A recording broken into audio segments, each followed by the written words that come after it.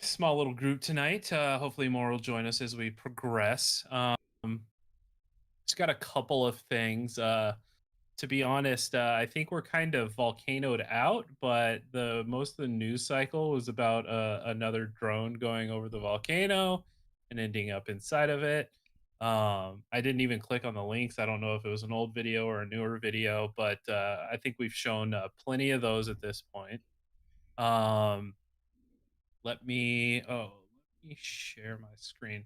Oh, and let me do the formalities. For those of you joining us for the first time or haven't joined us in a while, I'm Josh, also known as Cujo. We got Dan over there. We've got Dave, and we've got Alex. So welcome everybody. We appreciate you coming this evening. So this comes out of um, Chile. So is in the country Chile. So a drone skirmish happens as the Chile football team fears spies. So apparently, football, aka soccer for us North Americans here, um, is having issues with people from other teams spying on their practices and their training utilizing drone. So it says as football rivalries go, the one between Chile and Argentina is up there among the fiercest. So it should come as no surprise that when Chile's national team saw a drone hovering above a training session, it suspected its rivals of spying ahead of Thursday's World Cup qualifier. The team sent up its own drone, which swiftly brought down the spy camp. But rather than being a devious Argentine device, the drone turned out to be from a Chilean energy company. Uh, If it was just the teams going back and forth, it sounds like they're inventing a whole new sport there right? with the Who drone can take back and down the forth. drone the fastest? Drone wars, World Cup drone wars, right? So the incident happened just days before the two sides are due to meet in a World Cup qualifier on Thursday. The Chilean team was training at Juan Pinto Duran Stadium in the capital of Santiago when players spotted the drone. I'm not going to go into a whole lot more of this. I just thought it was pretty funny that we had a little bit of a drone war going on over some soccer practice. So pretty unique. Um, oh, let me share my screen. I am sorry, Dan. Okay, let me stop this. Um, so this comes from the Hill. A Pentagon report clears the use of drones made by top Chinese manufacturer. Um, So we've talked about this a lot lately, where there was a ban on DJI drones being able to be utilized for government or government funded purposes. Um, so this report coming from the Hill states that two drone models made by China's largest manufacturer have been cleared for use by a Pentagon audit, according to a report summary. An analysis of the two Dajiang Innovations, aka DJI, drones built for the government found no malicious code or intent and are recommended for use by government entities and forces working with U.S. services. The remainder of the report, dated May 6, remains classified.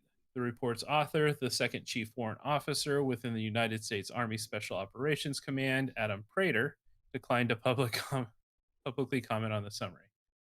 Um, the report appears to analyze changes made by two drones used by the Interior Department. The agency temporarily grounded its fleet of more than 500 DJI drones in January 2020 over cybersecurity concerns, with some exceptions for emergency use. The Interior Department in March made it easier for a drone mission to qualify as an emergency. Um, the Pentagon's findings allow allegations of data sharing with the Chinese government, lobbed against DJI by lawmakers such as Dan Crenshaw and Marco Rubio, Marsha Blackburn, Tom Cotton, Rick Scott, and John Cornyn.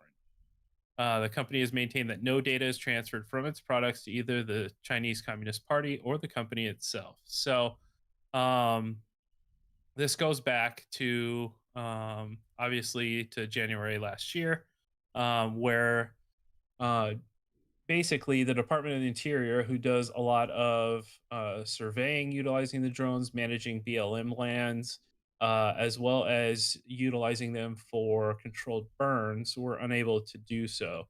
Um, and the way they utilize them for controlled burns, they have basically they drop these little almost like paintball things with I think like a phosphorus type material in them. They'll drop them from the drones via a remote controlled dropper mechanism and ignite small fires that they can utilize to do controlled burns to keep the vegetation under control and prevent wildfires from happening. And I think maybe about 2 months ago we talked about this, where those controlled burns haven't been happening at all. So the Department of the Interior, now that they can utilize those drones and they don't have 500 paperweights sitting in their offices, hopefully they can get caught up on that. And this is a big win for DJI as well, because they've been under some serious scrutiny from the U.S. government. Um, so pretty interesting that this kind of flushes it out. So we'll keep a eye on this and kind of see where it goes. So But this so this is an audit, and I understand that the Commerce Department may still have to, as the article characterizes, declare emergency use. So it doesn't alter the some of the restrictions, but from a cybersecurity perspective, it's good news for DJI. absolutely.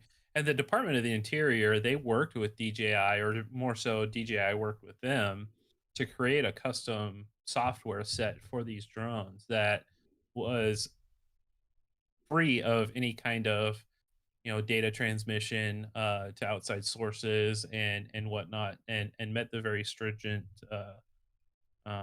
requests of the Department of the Interior for exactly those purposes. I don't think the Department of the Interior was foolish in having that done. But at the same time, DJI's stance has always been that they don't offer up any data to the CCP or anybody. So that they're an independent company, not government backed or anything like that. So uh, it'll be pretty interesting. I think this still does not flush out the ability to purchase new DJI drones from a financial perspective, because we've had legislation that prohibits purchasing drones from certain uh, companies and more so countries of origin. Um, and so But I don't think that's license, been yeah, relaxed. yeah, that has to, what you have to do is you have to get a license from the Commerce Department to purchase components. So, for example, if you're Skydio and you're building one of your own drones and you're picking up motors from China, you have to sign agreements that with the people who are supplying those. And so it does make supply chain a little more complicated. Hmm. Absolutely. So that's pretty interesting, good stuff there. All right, so this one's fun. I'm sure a lot of people will appreciate this, and at the same time may not care. Um, so GoPro is has filed for a patent to squelch drone noise as it's made, utilizing internal filters.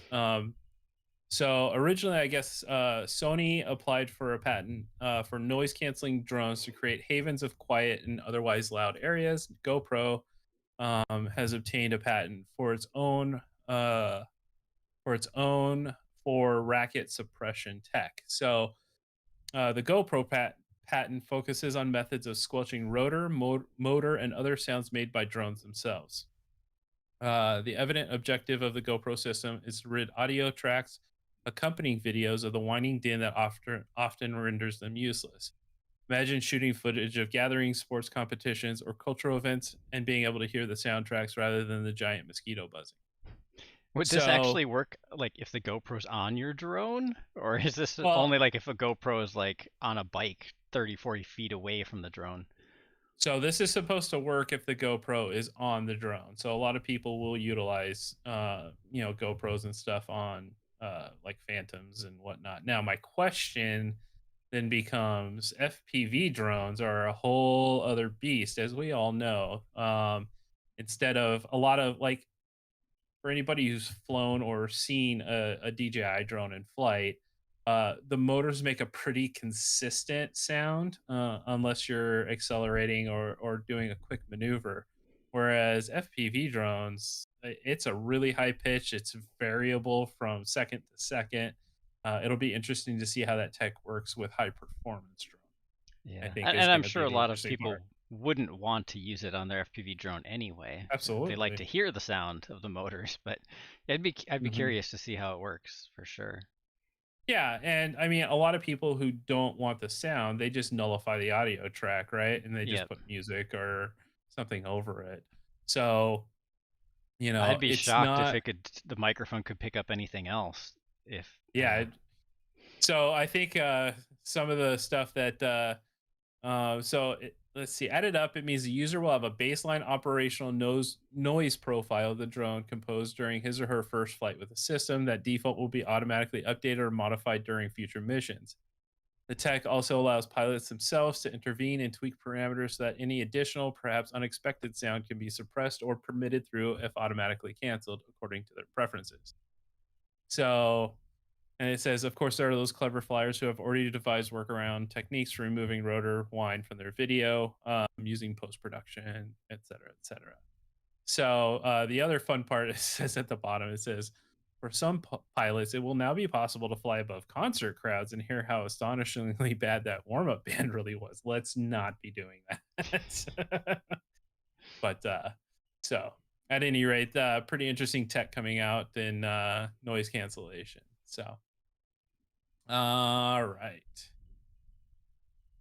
This is pretty unique. And this is a pretty cool program that's going on. So, Embry Riddle,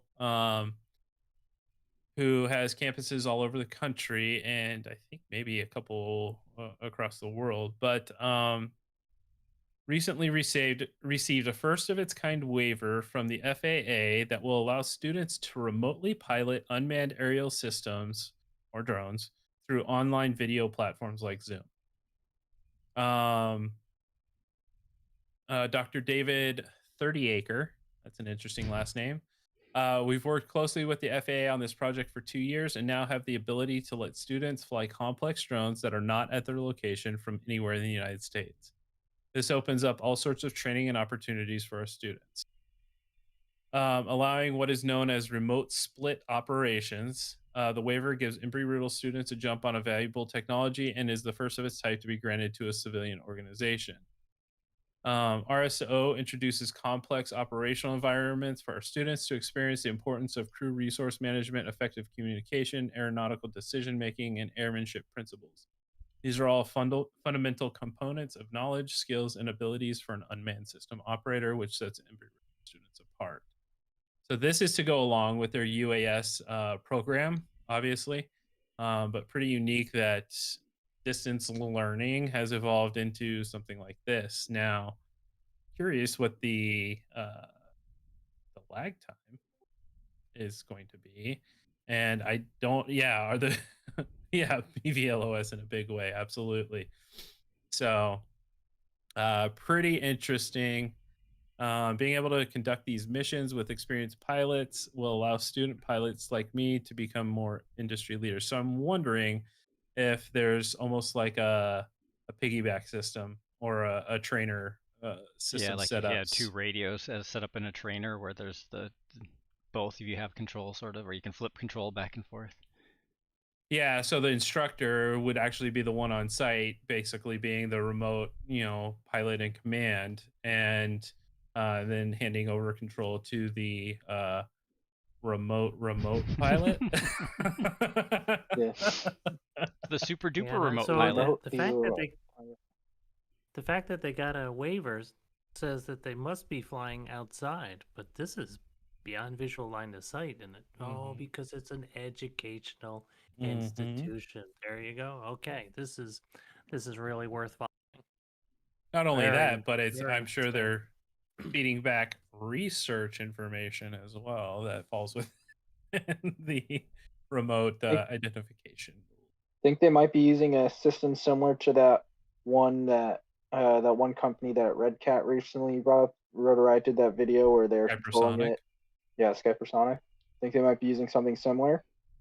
Could be. It doesn't really cover like what kind of system they're utilizing, but I mean, even just on this video itself. So I'm sure there's a little bit of lag here, and this is just within Discord. It's a closed ecosystem, but something like Zoom, definitely a longer delay. So it'll be interesting to see what types of drones they're flying, what types of missions they're flying, and how they deal with that kind of latency. So, um, yeah, definitely pretty interesting. All right. What else do I have here? Let's see. So this comes out of, sorry, let me get to the top, out of my home state down in Tucson. And I saw this originally on Facebook in one of the groups, and I didn't dig real deep into it, and I didn't hear about it, even it being down here. So apparently last month, I'm sorry, back in, let's see, back in February, a helicopter belonging to U.S. Customs and Border Protection encountered what has been described by Cold's Dan Marys, who interviewed an FBI agent assigned to the case, as a highly modified drone in controlled airspace. Another helicopter operated by the Tucson Police Department's Air Support Unit was called in to help track and potentially identify the drone alongside one from Customs and Border Patrol, but the drone was able to evade them both and remain unidentified. Shortly after the incident was disclosed, the FBI released a statement asking for help from the public regarding any information related to the encounter. In the days since we first reported on the Tucson drone encounter, individuals have reached out with new information that adds further context to this still developing story. A source with direct knowledge of the incident's details told the War Zone that they believe the drone was highly unlikely to be battery powered based on the altitude, distance, and speed at which it flew. The source also stated it seems as though the drone was equipped with an infrared camera based on how it was able to dynamically maneuver, including in relation to the helicopters chasing it, despite the low level of ambient light at the time of the incident. People haven't heard of Starlight cameras, have they? Sorry, throwing that out there. All right, so the other interesting parts, and I'm not going to go through every bit of this, is a pretty interesting read. But apparently it was flying in areas over and around Davis Monthan Air Force Base, which we mentioned earlier before we started, as well as the Tucson International Airport, and very close to the fence line surrounding the base. Apparently they were in areas of like critical infrastructure, including gas storage, gas pipelines, and interesting kind of surveilling of potential targets, or I don't know, who knows. I'm not a conspiracy theorist, so, but at the same time, a little sketchy at the same, a little sketchy. So yeah, we'll see kind of where this goes. This is a pretty long article. I'm not gonna dig super deep into it, but definitely worth a read on some of this stuff. Now, a couple years ago, this same type of thing actually happened here in Phoenix, maybe about 20 miles from me, out at Palo Verde Power Plant. There were like a couple of drones spotted around there. So really weird. And I don't think they've ever really disclosed what happened out at Palo Verde, fully. But another example of our government agencies not having enough to do. Well, but who knows what's going on? I don't know what they mean by a highly modified aircraft, but and it doesn't. I don't know that it states how long the chase was. In another story I saw, it said it went on for about an hour, and it was also able to reach speeds of over 100 miles per hour. So Not it's buying definitely Yeah. fixed, right? Well, If it was an actual thing at all. Yeah, I mean, right? I mean, according, I mean, now there's, I mean, UFOs are real. So, I mean, but, I mean, even still, like, I mean, there are some like long-term fixed wing aircraft, but most of them are not going to have the power capable of reaching 100 miles an hour and still flying for an hour. I Yeah. mean, Dave, I mean, you're more savvy on the fixed wing. I mean, I know the Kaiparana too can fly for a long time, but it's a highly efficient motor and it's not the fastest thing in the sky either. So I mean, what kind of, I mean, size and power, I mean, anything can fly for a long time as long as it's big enough to carry the batteries. I mean, but 100 miles an hour, that would, for an hour, it's a little odd. They never said how. They never gave a size on that, did they, Gojo? I don't think so. Let's see. Oh, here, yeah, the oh, they say it's a quadcopter. Quadcopter was described approximately 5 feet long by 3 feet wide, with a single green flashing LED light. So I'm it not buying it. sounds custom Yeah. built. If it was an actual thing at all. Like, are we like? Because 100 you miles know, per hour and hour-long flight time with a Was it cold quadcopter. fusion powered too? I mean, It sounds like Yeah, Amazon. also, why would it be wider than it is long, or longer than it is wide? It if it's a sounds like quadcopter? Amazon showing off to Google, like, "Hey, look what we can do."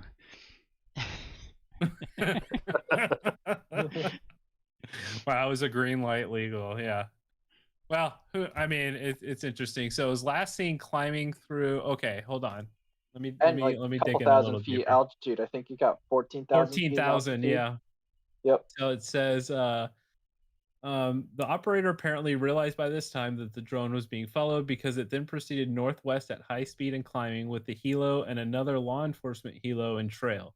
The copter began to climb and flew out of the TUS area at about 50 miles to the northwest of town into the middle of nowhere desert out by the mine west of CavQ. It was last seen climbing through 14,000 feet and into the undercast where it disappeared. The helos remained in visual meteorological conditions, obviously, and one hung around for about an hour to see if it would reappear descending or if there was any vehicles driving through the middle of nowhere as either the operator or someone to potentially recover it. Neither appeared. Is this near their? How close is this to the border? Or are we not? Tucson's probably still another 80 miles, 100 miles north of the Mexico border. You think you can make a long flight? If it was an hour-long flight, they can make it from the Mexico border? No. Yeah. At 100 Not miles a an hour. quadcopter. Well, I mean, you could, but there'd be no battery left. I mean, no. No. Just no. Well, whatever technology mean- they have, they need to share it with us so we can build some better FPV drones. Yeah. I need that for I'm racing. thinking that No I'm thinking kidding. that mine is probably the Bat Cave where they landed and changed batteries, right? You guys have all watched Airwolf, right? Where I know. they've got the yeah, helicopter yeah. that comes out of the mountain. They come out of the mesa. Yeah. Right. That used to be one of my favorite shows growing up. I think XJet did a video on this incident as well. I think he did Oh, one. did they? Yeah, XJet. Yeah, he did one. Bruce. Cool. Oh, XJet. I thought you said extra, and I was like, wait. No, what? XJet. Ah, gotcha. He did a video on it, I'm pretty sure. All right. Let me grab this one. So, either drones or UFOs, or somebody didn't get enough sleep that night. This one, state engineering boards target drone photographers for unlicensed survey works. So this comes out of North Carolina, and the North Carolina Board of Examiners for Engineers and Surveyors, in a federal court document, acknowledges taking action against drone operators it believes crossed the line into surveying work. The board now faces a federal lawsuit from one drone operator, Michael Jones, who says he was forced to stop doing aerial photography work for clients after being hit with the board's cease and desist order. The North Carolina dispute is shaping up to be a pivotal one, having made the leap from sleepy licensing board proceedings to a federal court battle that has generated headlines, including coverage by the Associated Press, which first reported the issue. In question is where the line will be drawn between aerial photography and related services and licensed land surveying work. That's More a little survey pun there. Where are they going to draw the line? Right.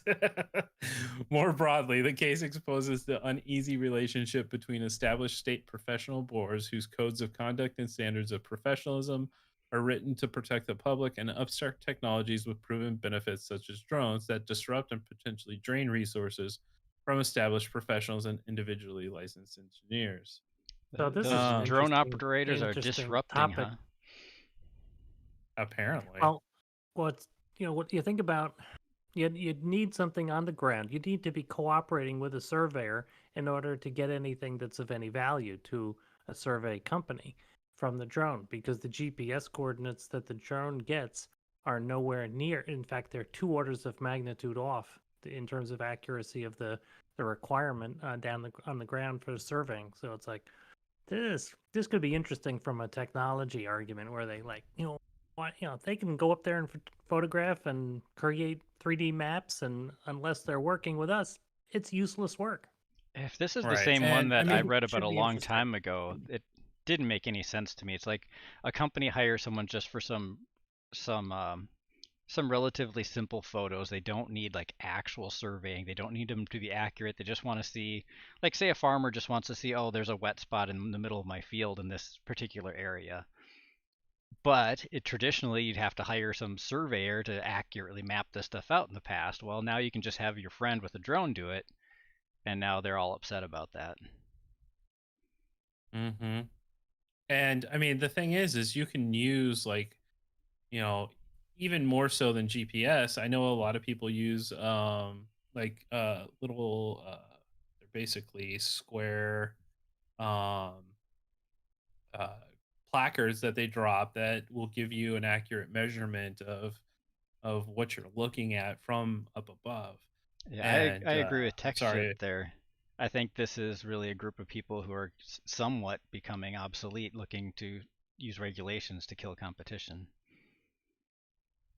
Absolutely. And I mean, we see this a lot every time new technology comes out, right? So in automation at factories and stuff like that, you'll see a lot of this kind of stuff where, even unions themselves will fight back against that kind of stuff. So it's pretty interesting to see this, and it'll be interesting to see where it comes. But it says 2018, Jones was hit with a surprise when the North Carolina board sent him a letter arguing that much of his works amounted to surveying without a proper license. The board launched an investigation and sent Jones a final notice in 2019. Fearful he could face criminal charges and was unable to pay for a lawyer, Jones grounded his budding aerial mapping business, a move he contends cost him over $10,000. Still frustrated over the situation, Jones decided to take his case to federal court in January after the Institute for Justice, a free market advocacy organization, agreed to represent him. He filed a complaint in late March in the U.S. District Court in Charlotte, North Carolina. So it'll be interesting to see how this flushes out, because it could change the way that drones are utilized, especially since this is now a federal case on what's permitted and what's not permitted. And are we going to be restricted to real estate photos, or are we going to be able to continue doing the kind of ground mapping and stuff like that Just don't on draw the property air? lines on that real estate photo. Right. I heard about another use for a commercial use for small and moderate sized drones in Dan's good state of Minnesota, which is the Minnesota Department of Transportation is using drones for construction, and not building, but doing documentation and as-built and augmenting prints. So like, oh, that's great. That makes a ton of sense. We've definitely Yeah, talked about doing and that in at the fact, college I work for too, just on small projects, taking pictures every day as things are built and changed. absolutely. Yeah. And I see it when I'm just driving to work on the side of the freeway, they were building the noise suppression walls on the side, and they had a drone up in the air, taking pictures of what they were doing, literally feet off the freeway. So pretty interesting stuff. I hope they were using that GoPro squelch sound stuff. 'Cause All right. So this is from our friend XJet. And this came as a recommendation from Dave. He I'm gonna skip the majority of the video and we're gonna start from where I have it kind of keyed right here. But the basically the counterpart to the FAA over in New Zealand, is it CASA over there? Department of Transportation for New Zealand has instituted some or is attempting to institute some regulations that we are all too familiar with, in which all drone operators, whether commercial or recreational, would have to pay to register their individual drones. So instead of registering as a pilot, as we do in the United States, um, they would have to register each and every one of their drones. And he goes into a little bit of detail on that. So I'm going to play that real quick. Dan, let me know if the sound comes through. Yep, it does. You might want to turn it up a little bit, though, if you can. If you're anywhere in the world, you need to go to the description of this video. There's a link to a survey, a feedback form, because, as I mentioned in a previous video, the New Zealand regulator is proposing some new regulations about drones and model aircraft, and they're totally unacceptable. Well, some of them are anyway. So you need to go and read the discussion paper, which I'll link to, and then have your say. You've got to have your say. Now, these people are requesting feedback.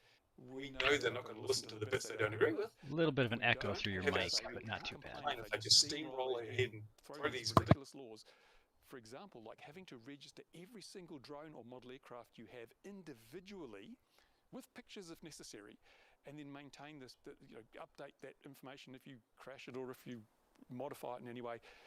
In New Zealand at the moment, as I make this video, we don't have to register individually firearms. As a firearms owner, you register yourself, but your guns are not individually registered. The new drone rules, as proposed, would require every single drone to be individually registered with the government. Why? Aren't guns more dangerous than drones? I don't know. You tell me. Anyway, so this is the sort of thing we've really got to stop. It's not acceptable. It's not practical. It is just lunacy. It's going to cost a fortune for people to register all their craft, and of course the restrictions, unnecessary restrictions. Remember, the death toll associated with the recreational use of multi-rotor drones has always been and remains a big fat zero. And that's a good indicator as to the risks we're looking at here. Anyway, that's it. Got to go. Too much to do. Bye for now.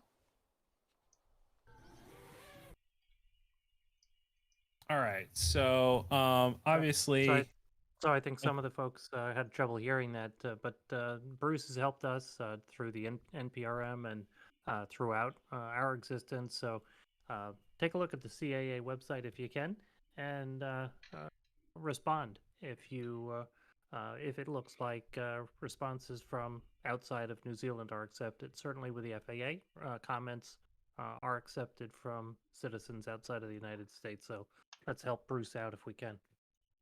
absolutely. So they are taking basically providing feedback via survey. So whether they accept our recommendations or not, even being a U.S. pilot, I'm going to throw in my 2 cents because we just went through this within the remote ID documentation. So the remote ID NPRM actually wanted to do this exact same thing. And so it doesn't make sense, and it's absolutely ridiculous that recreational would need to do this. I really don't think that commercial really needs to do it either, but that is a whole different ball of wax. But in reality, registering as the pilot on a recreational aircraft that by their standards and ours doesn't fly out of line of sight is absurd, and it's just a money-making venture and absolutely makes no sense. So I'm going to throw in my 2 cents. The link just below the video takes you to the Transport New Zealand site, and the drone integration down at the bottom. It says making a submission, and it says you can provide feedback by completing the online survey or sending an email or written submission. You don't have to tell them where you're from. But it's worth throwing in some comments there, just letting them know your thoughts on it, and help Bruce and all our fellow pilots who live in New Zealand. So at any rate, I think that's about all I have. I don't have any more news articles, so I'm going to hand it over to Alex. So I have some interesting stuff for drone racing. So we have this article from school school in Europe, I believe. From the University of Zurich, by Christian. I don't know how to pronounce his last name, and then David, I guess. And this talks about latency between human pilot for drone racing, and there's about a 220 millisecond latency from where pilot's eyes are looking to where the drone, or to the command input. So you're looking several gates ahead, and that's what it found. It seemed to be very consistent. There's a video to both of those. I linked those in the general chat. And so do I understand this correctly, Alex, that this is saying that there's a 220 millisecond lag I'm seeing versus the time I can respond? Or what is the lag that they're talking about, or the latency? So that's from where the eye looks to when the drone to input command to do that movement. The video is only about 8 minutes long, so I'll share my screen, and then we can watch it all together, of the video summary, and then there's the article summary again. So let's see.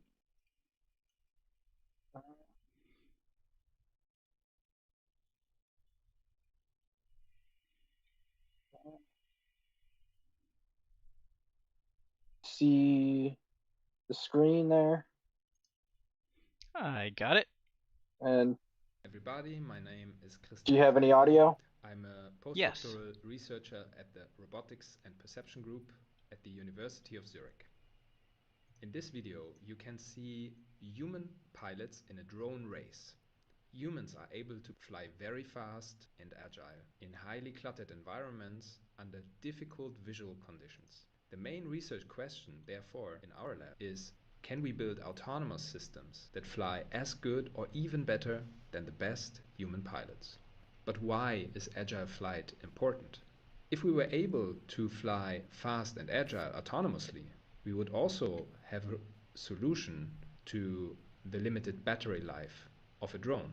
This would help make autonomous systems more efficient, reliable, and safe. And it can be very important to transfer this knowledge into real-world applications, such as industrial inspection, surveillance, and delivery. In our lab, we particularly focus on capabilities that are relevant to search and rescue operations. Flying a DJI As you can see in this Bando? image, our vision is to build drones that can navigate all by themselves, enter collapsed buildings, and find survivors quickly. This is a very challenging task when performed based on vision only, a task which human pilots are actually able of doing. So there's a gap between the performance of human pilots and autonomous systems. In order to close this gap, we ask, how do human pilots fly quadrature drones?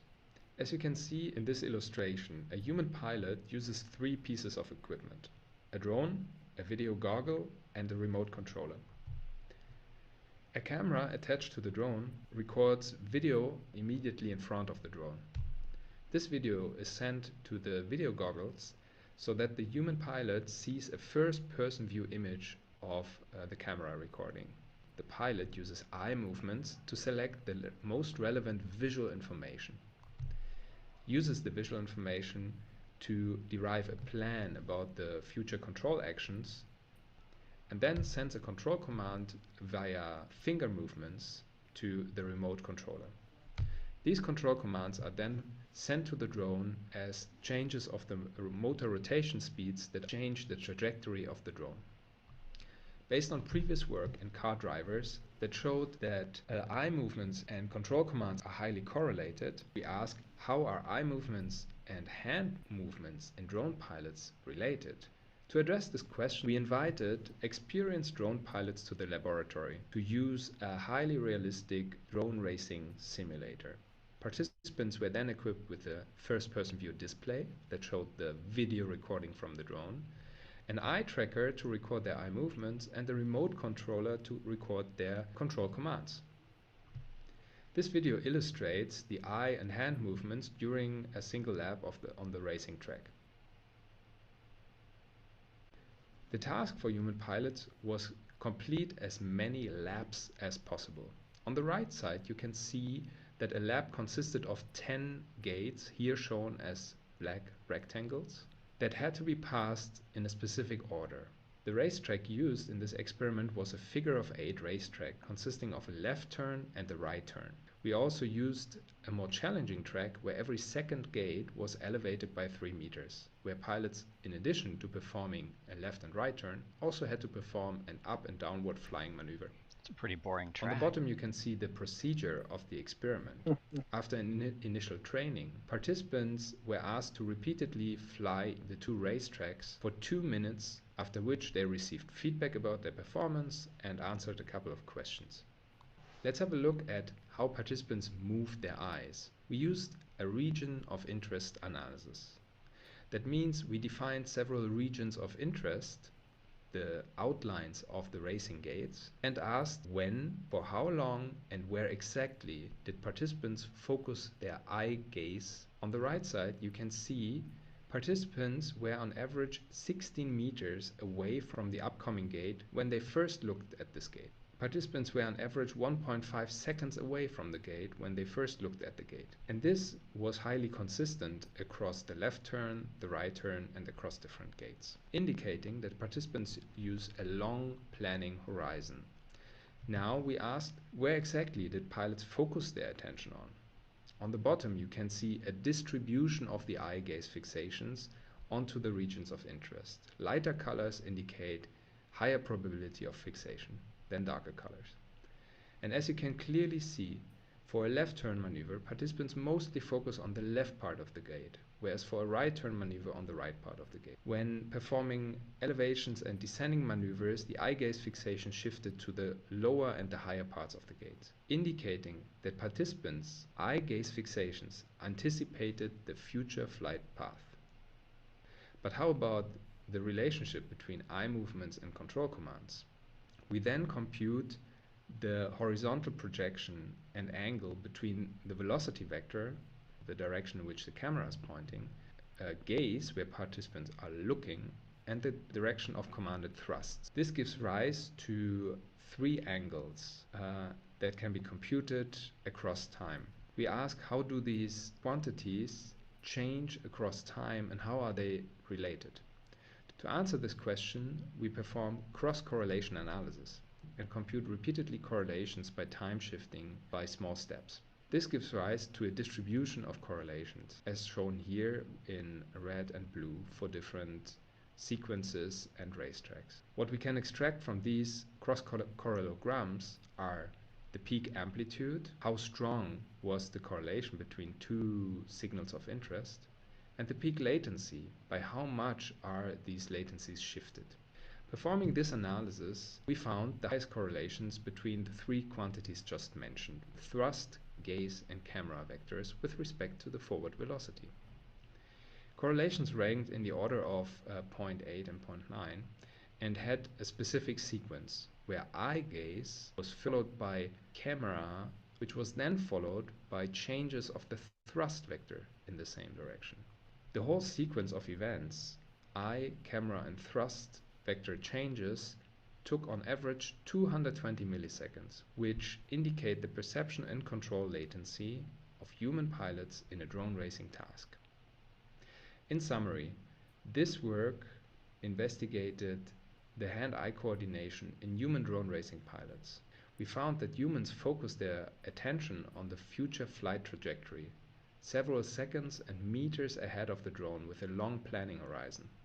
We found that the eye fixations were congruent with the planned flight trajectory, indicating perception-aware flight, and that perception and control latency was about 220 milliseconds, suggesting a possible reason for why human pilots use a long planning horizon.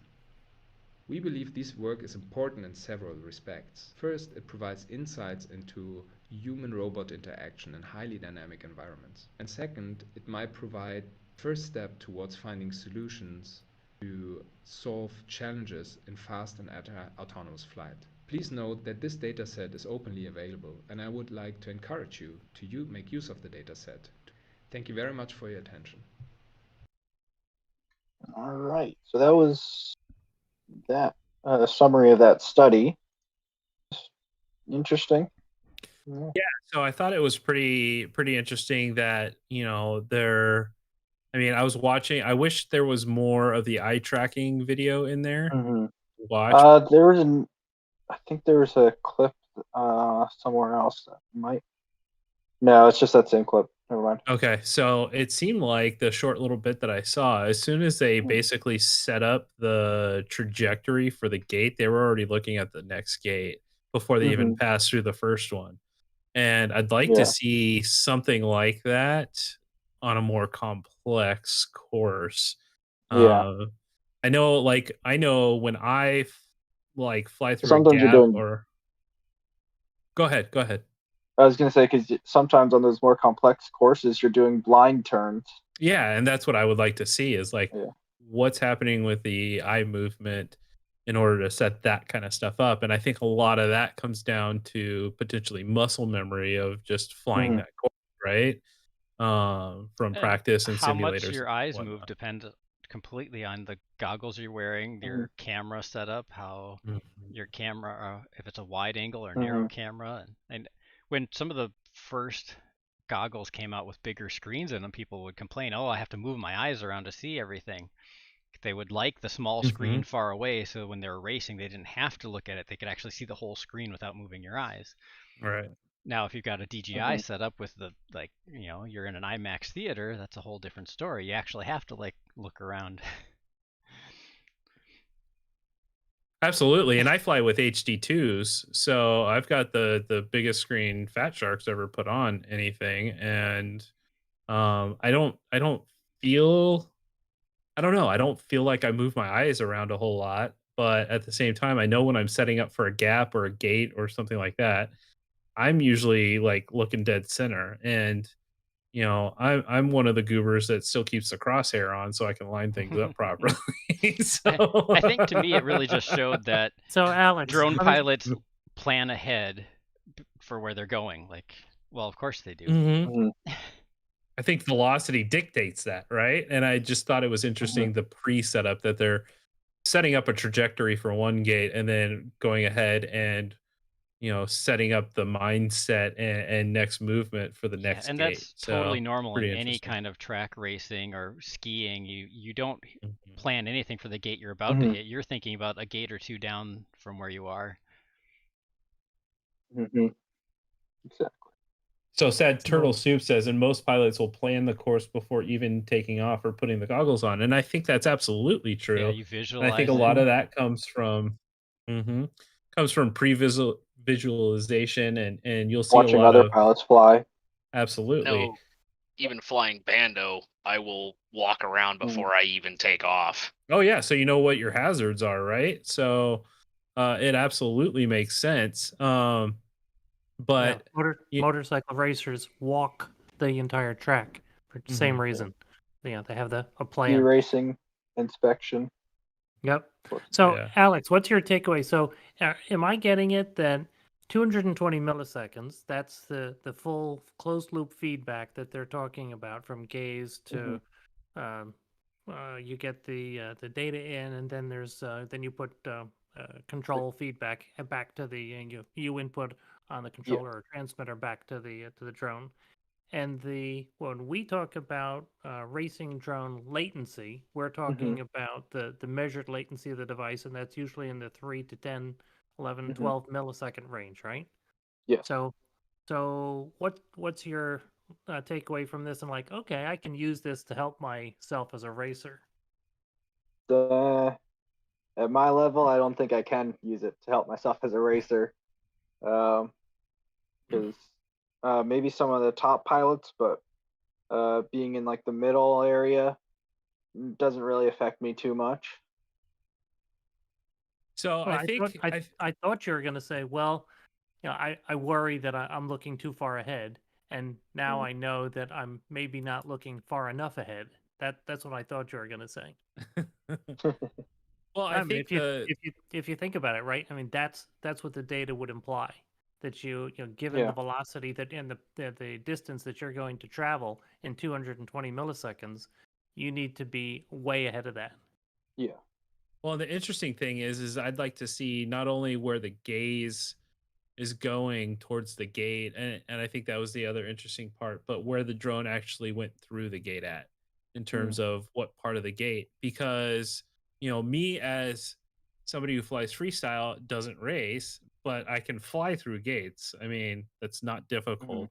Now, can I do it in quick succession without dying? I mean, that's another thing. But I tend to aim for the middle, because that's the easiest place for me to understand. It's the safest place where the drone is.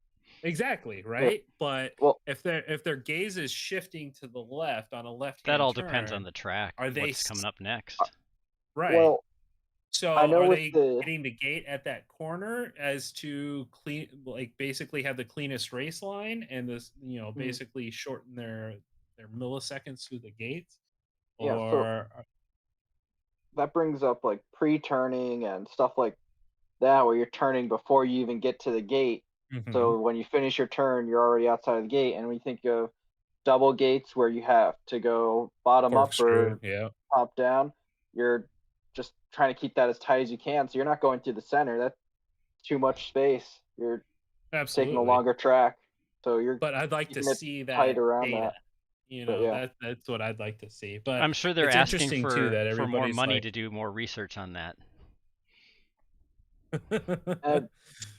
What was interesting is in the clip that they did show of that one pilot going through that course, that was kind of slow flying, like for racing. I'd say it was on the slower side. Something on like Min-Chan or even any of the pilots that went to Japan, pretty much. Yeah, I mean, or any of these guys that are at the top of their game and flying like a multi GP course as opposed to a figure 8, right? Yeah. So like even the GQ track, right? And where you have I mean, thousands of pilots do it. I mean, what did you say the the fastest time on the GQ track was? Currently, I think it's around 10 to 11 seconds, Absolutely and there's insane. 16 gates, so that's less than a second a gate. Wow. Well, absolutely. I mean, that's almost like a gate and a half, 2 gates. I could barely do that in a straight line. Right? So like, let's have some more like high key data like that. So, but I think the other interesting takeaway has a good comment. He said, but he's suggesting that it depends on knowing the craft, and he comments about when he's flying a flying wing or a fixed wing, that has a different characteristic as well. And I think that's fair. You have to really understand your craft, and and that's one of the reasons. I mean, wings in general, especially if they're single motor, which most racing ones are going to be, they have a natural propensity to banking towards a certain side, because that's the direction the motor is spinning. Whereas trying to force it the opposite way is always a little bit more of a challenge. But even further, it's funny looking at the latency cycle, like 220 milliseconds for the whole cycle, and everybody's concerned about that extra 1 millisecond from their control link or video link, right? Well, that's a different part of the cycle. So I think Right. what that 220 seconds is when you see the screen on the goggles to the input on the controller. And so that other latency that you get from the controller to the drone or to the racing quad, Right. that will vary when you see your next FPV feed and what to expect on there. So, but the second part of that whole latency factor is your nerve latency, right? So Mhm. it's your information processing, which is internal. So, what kind of exercises, mental exercises, could racers do to shorten that loop? Stay young. As opposed, Yeah, well, you stay see what I'm young. coming Yeah. at, though, right? I mean, Mhm. even beyond just staying young, there's reaction time, right? And it all comes down to your reaction and your response. Mhm. And I mean, it feels like you'd have a bigger impact as a racer trying to shorten that mental latency as opposed to your control input latency. The way Just a the thought. study described it seemed like it was very constant between everyone that they or very similar to between everyone that they tested that at 220. They seem to imply that it wasn't that much of a range. Interesting. That was one of the thoughts that I had, is that to me, any variation in latency is enormously frustrating. And you think about that response time if you're using Windows or using a Mac or something. And if it starts to vary on you, you get frustrated in a hurry. I know this from work. Where we strive to have engineering workstations that had always sub-second response time when working in CAD tools. Otherwise, the engineers and designers go insane. And I would imagine that it's a similar situation, that if the response time varies, that's bad. However, the 3 to 11 or 10 milliseconds turns out to be a smaller percentage of this total, Oh, yeah. feedback loop. So while it's not wonderful, you're dealing with it because it's a small percentage of the total. Right. So I think that's kind of my thought is like, I mean, break it down to, a different level. You've got, Heads Up or Minchan. What's their latency process here versus somebody like Alex, who's still up and coming, right? So, it'd be interesting to Or see. Or an old guy. Right. Absolutely. Or one of us, I mean, mine's, and then, if you're Well, they already tired, have that that latency part. is going to be longer, if you're tired, you haven't slept, that kind of thing, your latency is going to be longer than somebody who's well rested. So, Yep. just some thought on personal mindset latency versus control and input. Cool article. Good Throwing find, that out Alex. there. That is cool. Yeah, that popped up on my LinkedIn feed this morning. And when I saw it, I Cool. was like, oh, last minute article. Right? Absolutely. Timing. All right. Timing. Dave, real quick, do we have any updates on anything from the FAA side of things? Just a verification, as we mentioned last time we were together. June 23rd is the next DAC. It's noon to 2:30 Eastern. It will be virtual. You can, if you're so inclined, you can check it out on Facebook or YouTube. Two things to watch for. They're not listed in the agenda. Is situational awareness at low altitude using RID info, and we'll also be talking about gender neutral language in aviation. I participated in both of those, and Alex, I know, was also involved in the situational awareness work. And then we'll hear about what the next tasking is for the next DAC, which I anticipate will be October. Perfect. All right. Dan, you got anything for us, sir? No updates this week. Nope. All right. Well, with that, guys, if you have any questions, anybody have any questions, comments, thoughts? Last little bit. Actually, right. something slightly off topic, but Hey, what do you got? well, so as a lot of you might know, right, we're undergoing a semiconductor shortage with the chip shortage and everything. I'm kind of curious how that's going to start affecting the market for RC flight control systems. Already is. It's making things harder to get. I know that just in the little bit that I've seen, I know that Preston from Flight 1 has been having issues getting his hands on stuff. I think he migrated to a different chip for some of his H7 flight controllers. And I think you'll see a slowdown parts and components that are needing said chips. Now, And the real shortages are in the application specific integrated circuits. So if it's a circuit that has to be designed and then I have to go to a fab, and this is a custom, that's where the real nightmare is going to be. And the lead time to get those ramped up into production are 18 months to 2 years. And In addition, we have DJI use that as an excuse to why they are no longer making their air units and have Cadex doing it, and Cadex has Vista shortages for sure. Because I'm wondering too if we're going to start seeing a resurgence in, I call it dumb flight, where we're removing flight controllers in some cases and going back to what it used to be, which is just an ESC hooked to, a 4 or 6 channel receiver pushing everything else. I don't think it's going to get that bad.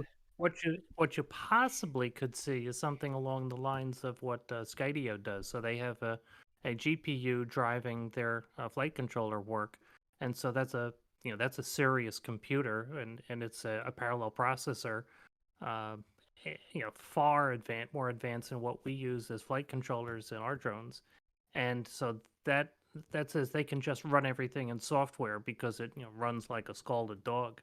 So they're not forced to use ASICs as much, and so I don't think if we get to a design change, I would suggest that we'll see larger volume off the shelf ASIC use in place of our purpose design ASICs.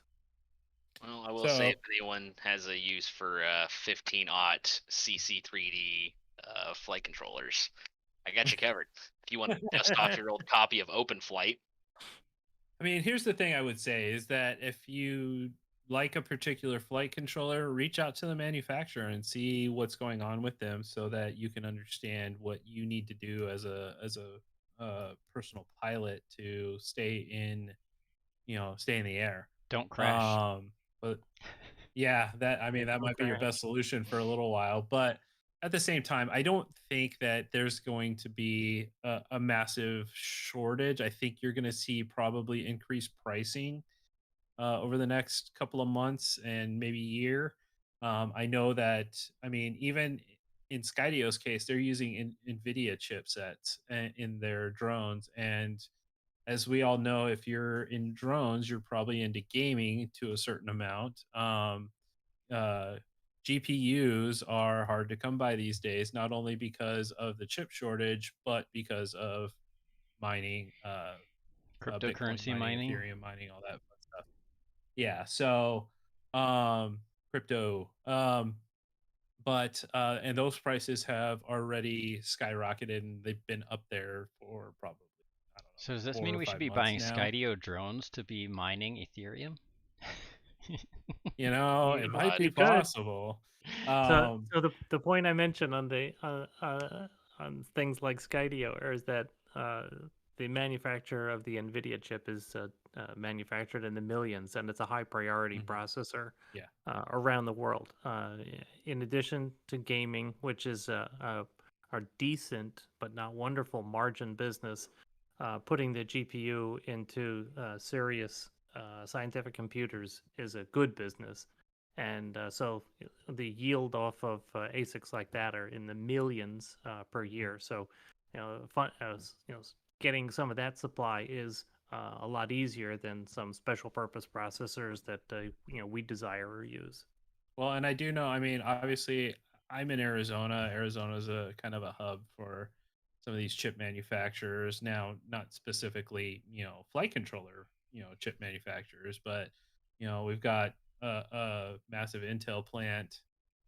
We've got TSMC is moving in and setting up shop here. So we'll have, and TSMC is they're one of the biggest chip manufacturers in the world. Yeah. TSMC in Taiwan is having real trouble because they're having challenges getting hold of vaccines for their employees. So they're at a very low vaccinated rate. So their engineers are not able to come back to work. So that's just slowing the whole process down.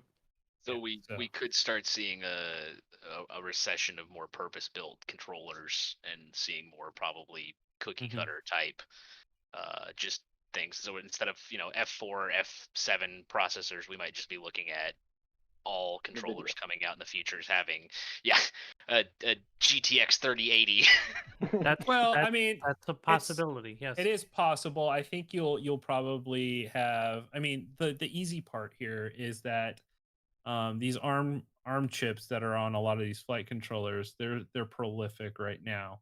But as that supply begins to get used up, they're going to be harder and harder to come by because chip manufacturers are going to prioritize the manufacture and fab of these things, and they're always going to default to what's going to make them the most money the quickest, which is going to be more, smartphone, computer, laptop, automotive.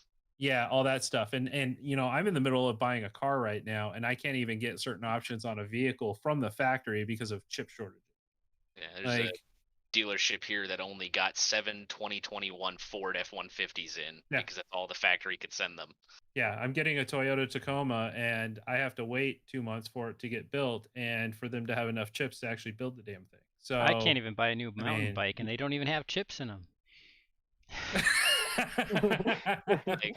I noticed it because I'm looking for ESCs for a wing that I've built, and it's like even the ESCs, especially the ones with battery elimination circuits, are getting hard to find. Interesting. Yeah. Like all the ESCs are running out. All the flight controllers I've been on Get FPV, RDQ, even Banggood's running out, and that's what got me really going, oh my god, we have a problem. Yeah. If they admit to running out, that's a problem. Well, no, everything on Banggood's website was like out of stock, out of stock, out of stock, out of stock. I was like, yeah, no, we got a problem, boys. Yeah, I mean, you have a global supply chain issue, and it's not just chips, it's a lot of different things. So, case in point, I work at a home improvement store, and lumber is absurdly out of control. And it's not because lumber doesn't exist, it's because the need for it has risen, and the people who were home for a year utilized a lot of supply, so that drove the demand up so they could raise the prices. It also comes from transportation issues because the price of gas is going up, and there's a truck driver shortage to be able to transport these things. So all these seemingly little small things start to add up and increase the cost of lumber. Same thing with like plywood or OSB.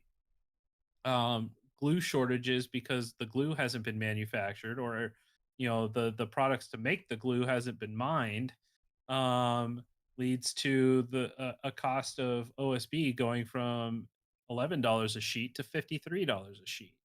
And so these kind of supply shortages are real, and it's not because the base material doesn't exist or hasn't been harvested. It's just because there's other small problems in between that increase those costs. So, I mean, around here in Arizona, people are moving here in, the thousands upon thousands, and people are trying to build homes as quickly as they can, and people can't get the materials to build the homes to make the money. So, I mean, and this costs, it's just this weird cycle that we're stuck in, and the economy has yet to recover and from this last year, and it's going to take a minute in multiple sectors of the economy. So I am curious to see how this equipment shortage is going to affect stuff, especially for like the drone racing leagues. That's going to be interesting to see how they get by with it. Yeah. I know a lot of the, like, especially DRL stuff is very proprietary. Well, it is proprietary, but they also build their drones in the hundreds at a time. So, they'll just have to be, a little more cautious with their backup systems. So tell their pilots a little more durable. Tell the pilots to be a little less aggressive. Or make the courses a little less aggressive, or something like that. Well, they're just doing sim stuff lately. Right. So no need for real quads. Yeah. So I mean, it's going to have an impact, and there's probably going to be a significant shortage for a while. So it's going to be what it's going to be, and we'll just have to help each other get by. If you've got a friend who's got a spare flight controller for you, hit him up. All right. Any other questions? That was a great question, actually. Thank you. All right. Well, with that, I think we'll let you all go for the rest of the evening. Thank you, and have a great night, and we'll see you again in another 2 weeks. Take it easy, everybody. Bye. Thank you. Have a good evening.